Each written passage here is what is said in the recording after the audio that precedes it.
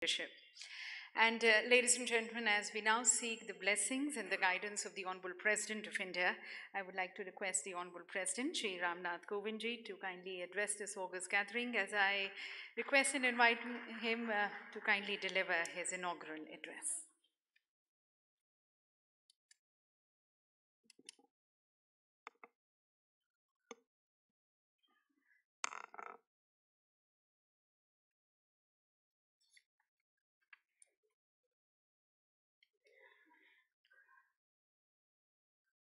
Union Minister, Food Processing Industries, Srimati Harshimrat Kaur Badal, President, All India Food Processors Association, Dr. Shobhot Jindal, other dignitaries on the dais, distinguished guests, ladies and gentlemen. I am glad to be here to inaugurate the Platinum Jubilee Conference of the All India Food Processors Association. My heartiest congratulations to all of you on this occasion. This association is the apex body dedicated to the growth and development of the food industry in the country. Its very origins point to a visionary and pioneering spirit. In 1943, when the association was founded, India was not yet independent. Those were turbulent times of colonialism, war, and food shortages. The horrific Bengal famine occurred in that year.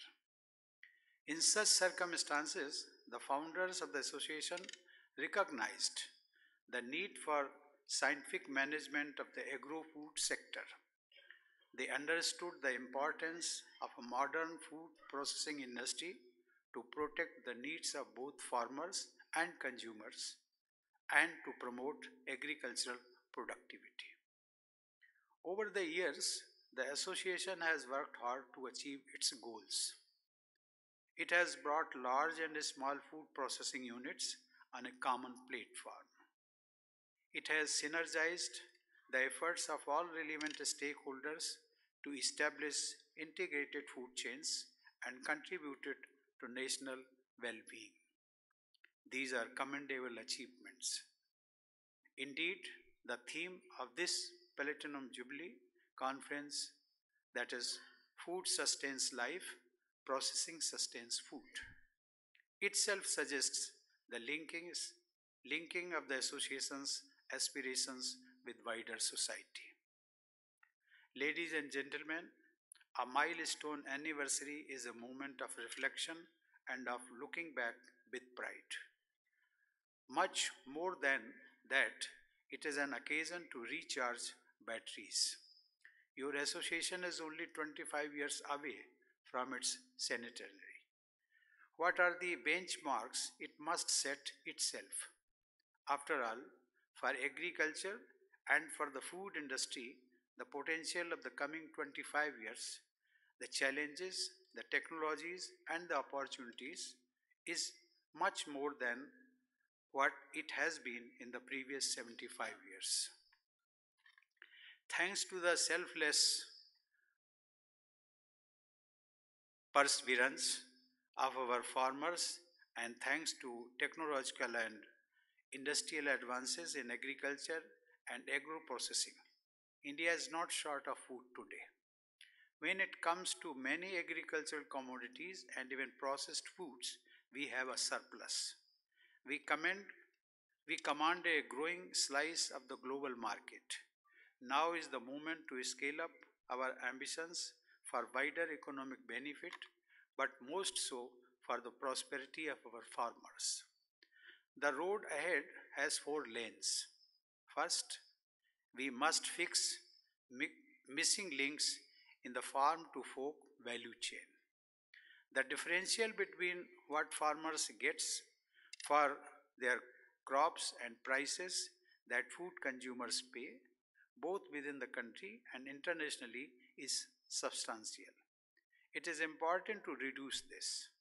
This will make for security of demand and supply, and it will also ensure sustainability of farming as a profession.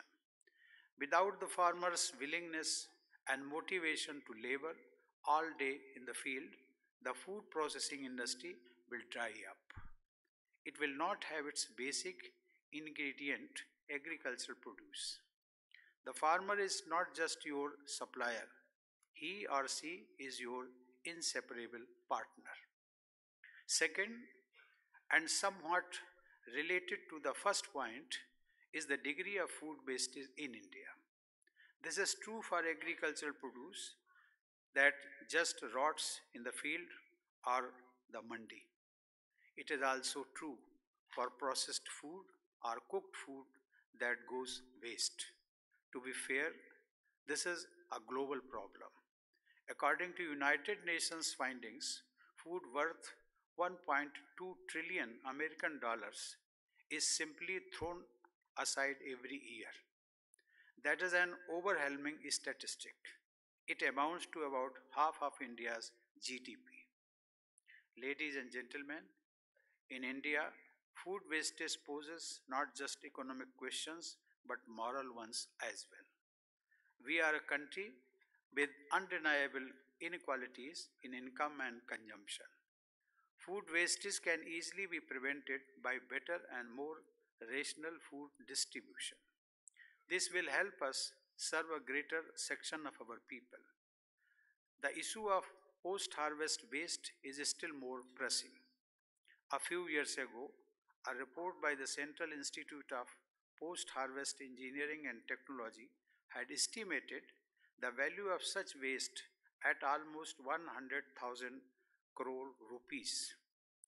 This is a tragedy. A majority of our agriculturists are engaged in subsistence farming. Their produce is a source of sustenance for them. If it is damaged or destroyed because of inadequate storage or logistics, the livelihood of innocent families is hurt. The food processing industry has a major role to play here. It can help build the food value chain by being a bridge between the farmer and diverse and distant markets. It can enter into long term contracts with farmers for specific commodities and items. And it can make investments and promote infrastructure in the form of cold chains, quick movement and management of food commodities, and technology that keeps food produce safe and edible for lengthy periods. Ladies and gentlemen, the government too is taking urgent steps in this regard. Over the past 4 years, it has approved 42 mega food parks, a third of which are already in operation. In parallel, 274 cold chain projects have been announced. 129 of them are already functional. 100% FDI is now allowed in retail and e-commerce of food products manufactured in India. The Pradhan Mantri Kisan Sampada Yojana has been launched to modernize processing facilities and check agro wastage. Programs such as Mudra and Startup India are promoting small scale enterprises, sometimes in the very household of a small farmer. These are adding value to food produce and giving a push to food processing at the micro level. Such initiatives can only be successful if the food processing industry, big food as it is called, becomes a facilitator and user. The ordinary farming family that starts bottling pickles or jams with the fruits it grows should ideally become a supplier to the food industry and part of a national or even international value chain. We have done this with milk. There is no reason why we cannot replicate it with other food commodities and products. Ladies and gentlemen, such hopes can be furthered by technology that is becoming available. The third lane that your industry must travel on is paved with technology. Right sized and biodegradable or even edible packaging can curb use of plastics, fight climate change, and reduce pressure on landfills. Machines can turn food waste into animal feed or use it in it, for example, mushroom culture. This can even be done with husk and straw, which is otherwise burnt and causes pollution. Solar powered mini cold storage facilities can be economical to run and of utility to farmers with small holdings. Ultimately, the promotion and incorporation of such new and emerging technologies is part of the domain of the food processing industry.